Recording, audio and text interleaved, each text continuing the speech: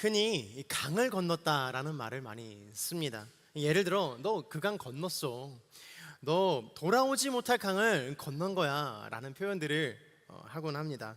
이 말이 어디서 유래된 것일까요?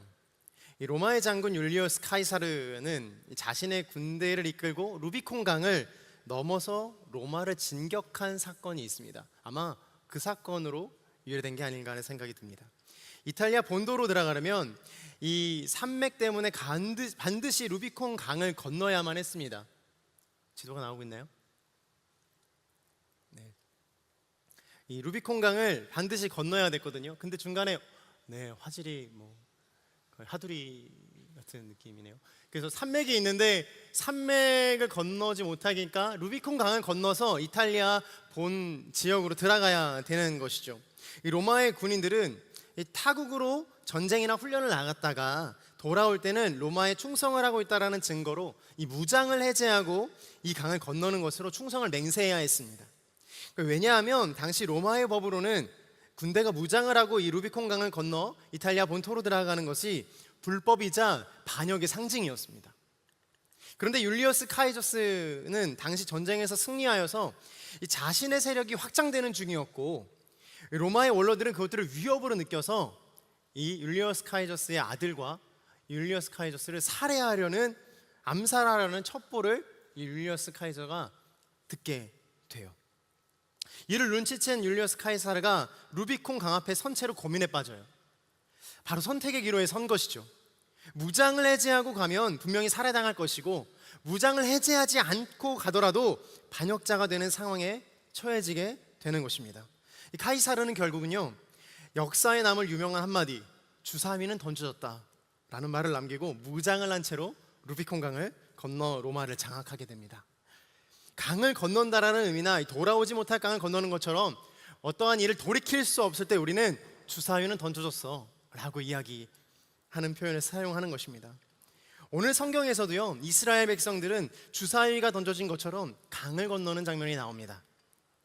우리는 성경을 좀 입체적으로 볼 필요가 있는데 단순히 텍스트로 보게 되고 또 결말을 아는 상태에서 성경을 보게 되니까 단순히 이스라엘 백성이 요단강을 건너 하나님의 도우심으로 잘 건넜겠지 라고 생각할 수 있습니다. 마치 영화의 줄거리를 다 알고 영화를 보면 영화가 감동이 반감되는 것처럼 우리는 그게 얼마나 어려운 일인가 잘 공감하지 못하는 것이죠. 요단을 건너는 것은요, 이스라엘 백성들에게 분명히 큰 결단과 용기가 필요했을 것입니다. 인생의 주사위가 던져져 이제는 돌이킬 수 없는 것처럼요. 게다가 요단은 오늘 성경에서 이야기하는 것처럼 물이 강둑까지 차올라 사람이 건널 수 없는 곳이다라고 이야기하고 있습니다. 15절을 함께 볼까요? 15절입니다. 시작. 드디어 궤를 맨 제사장들이 요단강에 이르러 그들의 발을 물속으로 담갔습니다. 요단강은 추수되어서 물이 강둑까지 가득 찼습니다. 평상시의 요단강의 모습은 이게 강인가? 라고 생각이 들 정도로 얕고 물살이 적은 강입니다. 강이라기보다는 작은 하천에 가까운 것이죠. 고대근동 역사학에 따르면 요단강은 건기에는 폭이 한 30m 정도 된다고 해요. 그리고 깊이가 1m 정도밖에 되지 않아서 마음만 먹으면 건널 수 있는 강이라고 이야기를 해요. 그러나 요단강은 자주 범람하는 강이었어요. 우기가 되면 상황이 완전히 바뀌는데 폭은 1.6km로 증가하고 깊이는 3에서 4m로 깊어진다라고 이야기하고 있어요. 이거에 충분한 사진 자료를 찾지 못해서 그나마 범람한 사진을 찾은 건데, 사람이 건널 수 없는 강이 되어버리는 것이죠. 이스라엘 백성들도 요단강이라는 강 앞에서 고심에 빠졌습니다. 여러분 한번 생각해 보세요. 이 성경의 기록을 보면 도하하기 3일 전에 요단강 앞에서 유숙을 했다라고 기록하고 있어요. 3일 동안 콸콸콸콸콸 넘치는 그 강 앞에서 유숙을 한 거예요. 도대체 무슨 생각으로 여기를 온 거지? 만감이 교차하지 않겠습니까? 어떤 생각이 들었을까요? 이와 관련된 짧은 연극을 보도록 하겠습니다.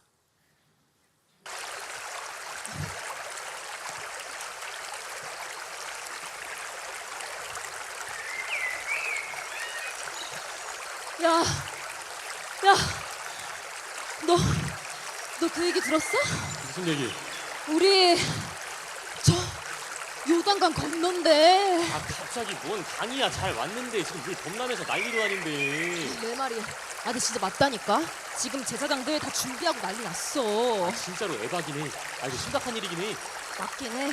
근데 그럴 수도 있는데, 내가 옛날에 들었는데 우리 선조 때도 출애굽 때 홍해 건널 때 하나님이 밤새도록 동풍 불어가지고 홍해 갈라져서 그대로 건너게 하셨대. 진짜? 진짜로. 와, 멋있긴 해. 멋지긴 해. 하나님 멋지긴 해. 너 근데 누구한테 얘기 들었어? 나 우리 할아버지 어디 계세요? 돌아가셨긴 해. 미안하다. 갑자기 돌아가신 할아버지 얘기 왜 하는데? 왜 요단강 건너는데? 너 진짜로 한번 뜰래? 뜰래? 뜰래 말래? 뜰래 말래? 뜰래 말래? 뜰래 말래? 근데 요단강 건너려면 체력 좀 바뀌어야 되긴 해. 맞긴 해. 내려갈래 말래? 가자. 수고한 우리 형제 자매에게 격려와 사랑의 박수를 보내도록 하겠습니다. 그때 당시에도 어린 친구들이나 청년들의 고민은 분명히 있었을 것이에요. 네, 제가 간단한 스크립트만 줬는데 그 스크립트를 너무 훌륭하게 헐레멀레 이거를 적용해서 아주 훌륭하게 한 것 같습니다. 네. 강이 범람하는 것도 문제였지만 그 당시 이스라엘 전체 행렬이 200만 명 정도 되었다고 해요. 그러니까 대구광역시의 인구수가 약 230만 명 정도 된다고 해요. 근데 이 대구광역시의 모든 사람들이 대구광역시의 지도를 보면 관통하는 강이 하나 있는데 금호강이라는 강이 있어요. 그 강을 넘자라고 이야기를 하는 거예요. 누군가가 정치인이든 사이비 교주이든 특별히 대구에 신천지가 많은데 신천지 다 떠나갈지어다.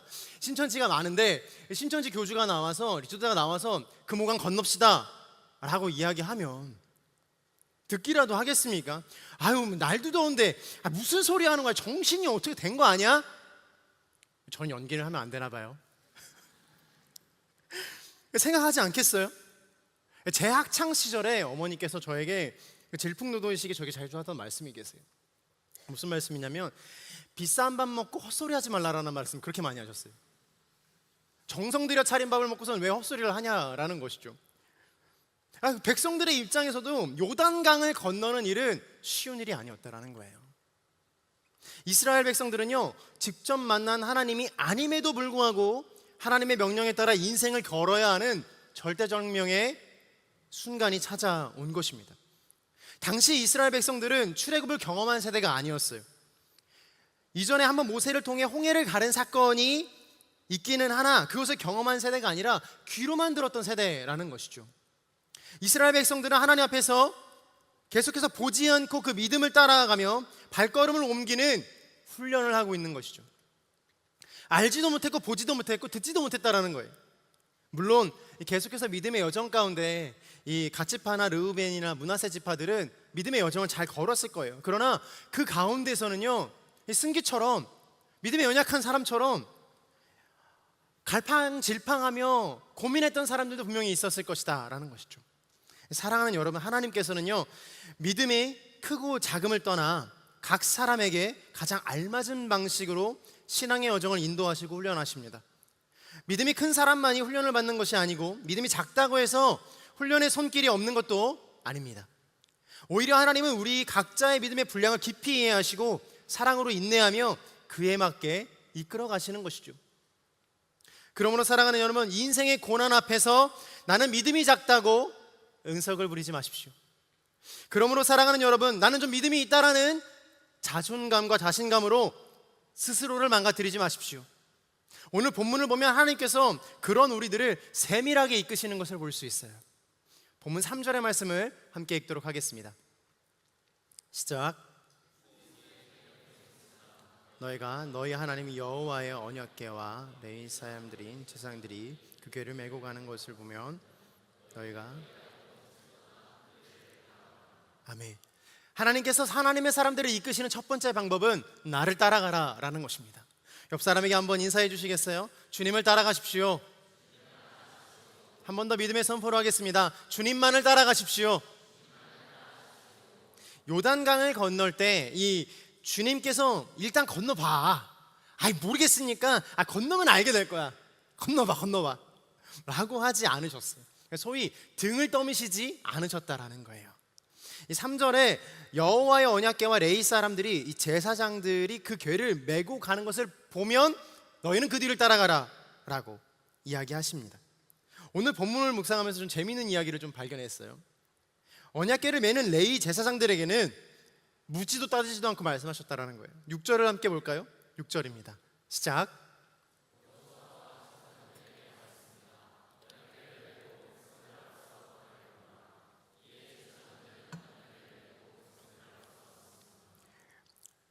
백성들에게는 언약궤를 따라가라라고서 말씀하셨지만 제사장들에게는 언약궤 메고 백성들보다 빨리 먼저 강 건너라 라고 말씀하신 거예요. 여러분, 언약궤가 어떤 겁니까? 하나님의 임재와 하나님의 언약의 상징으로 거룩한 성전의 기물이지 않습니까? 근데 이 언약궤가 치명적인 특징이 하나가 있어요. 뭘까요? 오, 정답이에요. 박수 한번 쳐줄까요? 맞아요. 그 침투력이 좋은 친구예요. 언약궤의 치명적인 이 특징 중에 하나는 손대면 죽는다라는 거예요. 민수기에서 보면 우사가 떨어지는 언약궤를 잡으려다 목숨을 잃죠. 손대지 말라는 하나님의 명령에 불복하여 죽음을 당한 거예요. 근데 여러분 생각해 보세요. 언약궤가 떨어지니까 자연스럽게 잡은 거예요. 그다지 보면 이상한 일은 아니에요. 근데 존 파이퍼 목사님은요, 이것을 이렇게 말씀하셨어요. 우사의 잘못은 궤가 땅에 닿으면 더러워질 것이다 라는 생각이다. 그러나 더럽게 하는 것은 흙이 아니라 죄에 물든 인간의 손이었다라는 것이에요. 그러니까 하나님의 거룩하심과 명령에 불복종하여 죽음을 맞이하게 된 것이죠. 죄로 물든 우리가 하나님의 거룩하심을 만나면 죽을 수밖에 없다라는 것을 가르쳐주고 계시는 거예요. 그 상징이 바로 언약궤라는 거예요. 제사장들에게 이런 언약궤를 빨리 메고 너 지금 강으로 가라고 말하는 겁니다. 어떤 지침이나 방법을 알려주지 않고 범람하는 강으로 등을 떠미는 거예요. 그런데 생각을 한번 해보세요. 언약궤를 메고 범람하는 강으로 들어가면 언약궤가 떨어지지 않겠습니까? 근데 사람은 배웠어요. 손대면 어떻게 됩니까? 죽어요. 그냥 언약궤를 그럼 잃어버립니까? 잡으러 갑니까? 우사처럼 죽는 거 아닙니까? 이 사람들은 혼란에 빠졌을 거예요. 도저히 어떻게 해야 되는지. 근데 주님이 어떤 것도 이야기하지 않아요. 그 당시 민수기에 적혀져 있던 것처럼 너는 죽지 않을 것이다 라고 이야기하지 않아요. 손을 대지면 어려우니까 그물로 잡아라 뭐 이런 얘기들도 하지 않으십니다. 조금 더 알려주시면 좋을 텐데 하나님의 명령은 짧고 간결해요. 하나님께서는요, 때로는 우리의 계산과 상식을 뛰어넘는 명령을 하실 때가 있는 것이죠. 제사장들이 언약궤를 메고 강에 발을 담그는 그 순간이 그러했어요. 하나님의 명령은 이유를 따지기보다 순종을 가르치시기 위해 짧고 간결한 것이에요. 조금 더 길게 말씀해 주시면 너무 좋을 텐데. 근데 그런 경험 안 해보셨어요? 한참을 하나님 앞에서 기도하다가 하나님의 음성이, 하나님의 마음이 마음 가운데로 탁 전해지는 거예요. 근데 나의 기도의 제목과는 전혀 상관없이 내가 너를 사랑함이라.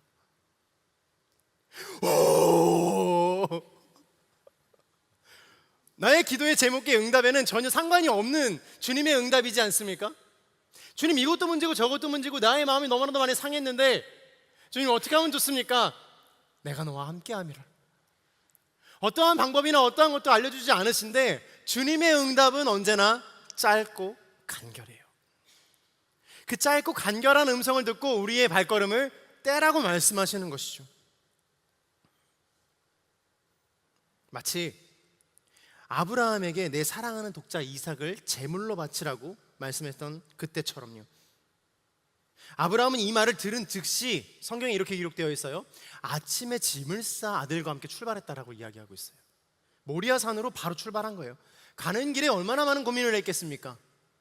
아들이 불과 나무는 여기에 있는데 번제로 드릴 제물은 없습니까?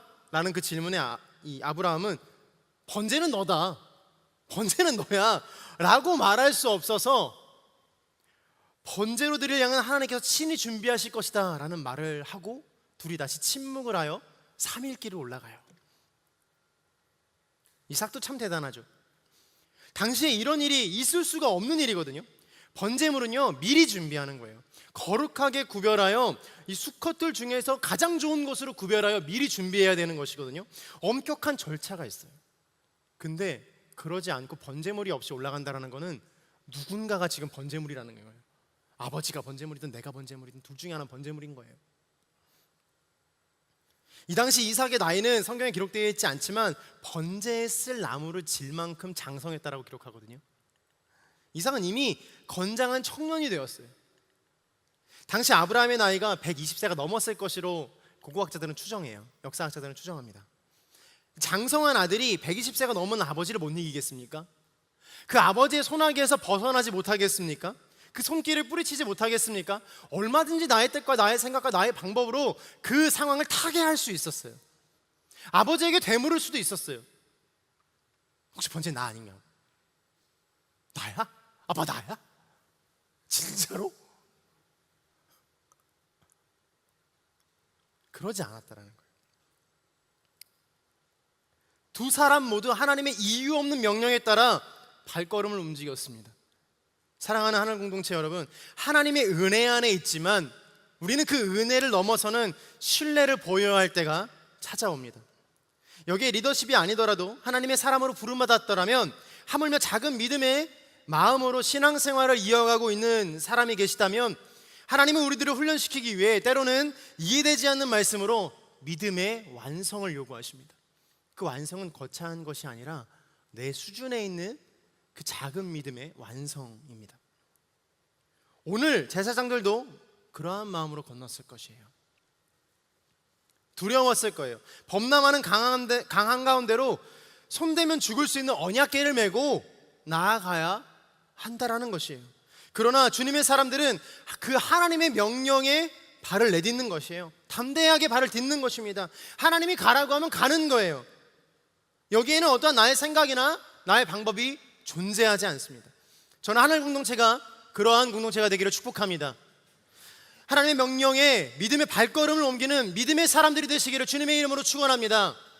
나의 생각과 나의 마음과 내 지성의 이해가 되지 않더라도 주님의 짧고 간결한 명령에 순종하여 모르는 길을 가는 하나님의 은혜의 사람, 신뢰의 사람이 되시기를 주님의 이름으로 축복합니다. 우리 평생의 인생에 그러한 일들이 너무나도 많을 거예요. 한 번이 아니고 두 번이 아니고 1년에 몇 번씩이든 달에 몇 번씩이든 오늘도 내일도 보이지 않는 길들을 나아가야 될 수도 있는 것이에요.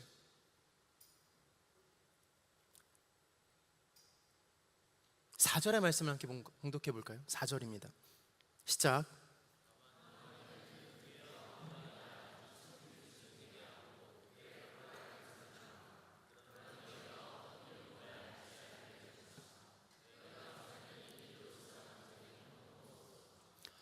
하나님께서 이끄시는 두 번째 방법은 한 번도 가보지 않은 길을 가게 하신다라는 거예요. 하나님의 길이라는 그 지점에서 놀라운 것이 하나가 있는데요. 그 길은 하나님만 가보셨고 하나님만 아신다라는 거예요. 그러니까 내가 하나님의 길을 간다라고 이야기했을 때, 내가 하나님을 따라간다라고 이야기했을 때 그 따라간 것은요, 그 길의 여정은 하나님만 아신다라는 거예요. 누구도 그 길을 가본 적이 없어요. 그러므로 여러분들 각자의 믿음과 각자의 신앙이 다 따로 있는 것이에요. 이 사람은 잘 가는데 나는 왜 못 가지? 그럴 필요가 없는 거예요. 그 사람이 나의 인생이 되면 나의 인생의 길을 못 갈 거예요. 왜냐하면 그도 가보지 않은 길이기 때문이죠. 하나님은 그 각자의 가보지 않은 길, 각자의 가보지 않은 길로 인도하세요. 그래서 하나님만이 가보신 길이라고 이야기하시면서 나를 따라오라고 말씀하시는 것이죠. 너무나 당연한 것이에요. 하나님의 길은 하나님만 하시는 게 너무나도 당연한 일 아니겠습니까?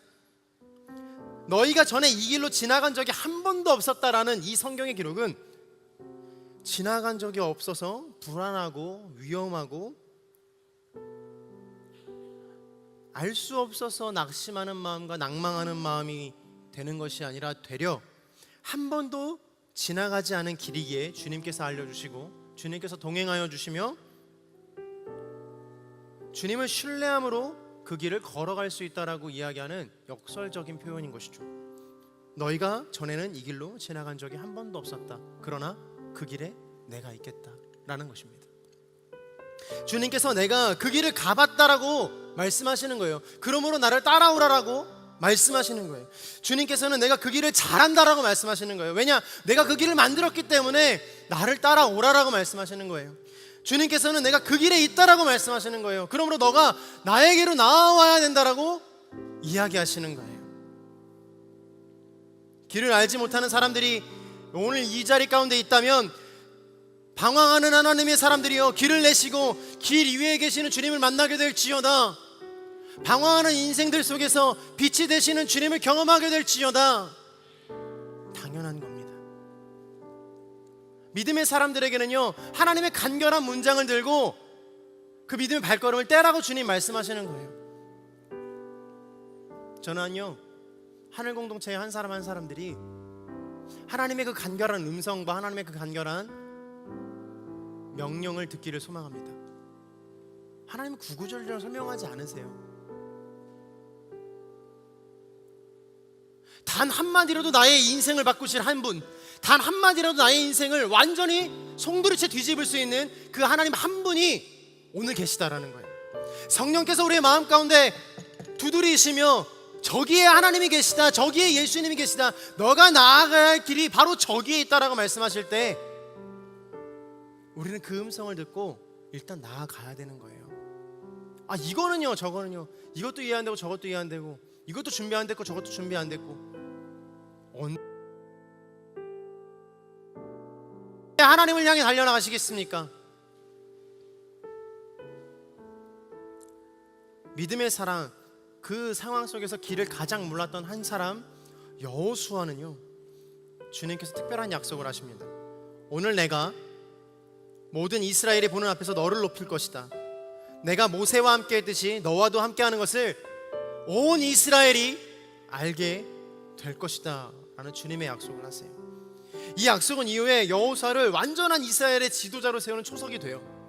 모세라는 그늘에서 벗어나서 이제는 하나님의 사람으로, 하나님께서 이끄시는 그 사람으로, 믿음의 사람으로, 역경을 건너 하나님이 계신 곳을 지목하는 사람으로 세워주신다라는 것입니다. 3일 밤낮 내리는 비로 강이 범람하는 장면을 보고서 낙담하는 마음일지라도, 시험이 찾아와 도저히 일어날 힘이 없을 때라도 주님께서는 길을 내시고 강을 건너게 하십니다. 할렐루야! 여러분들의 인생 가운데, 우리의 삶의 인생 가운데 바다가 찾아와서 그 바다 앞에 내가 무릎 꿇고 기도하였는데 바다가 열리지 않더라도 그 바다를 건너게 하실 때 바다 위를 건너게 하실 더 큰 하나님의 기적과 하나님의 능력을 사모하며 기도하는 저와 여러분이 되시기를 주님의 이름으로 축복합니다. 열리지 않는다고 무너지는 것이 아니라 주님, 열리지 않으면 걷게 해주세요 라고 기도할 수 있어야 되는 거예요.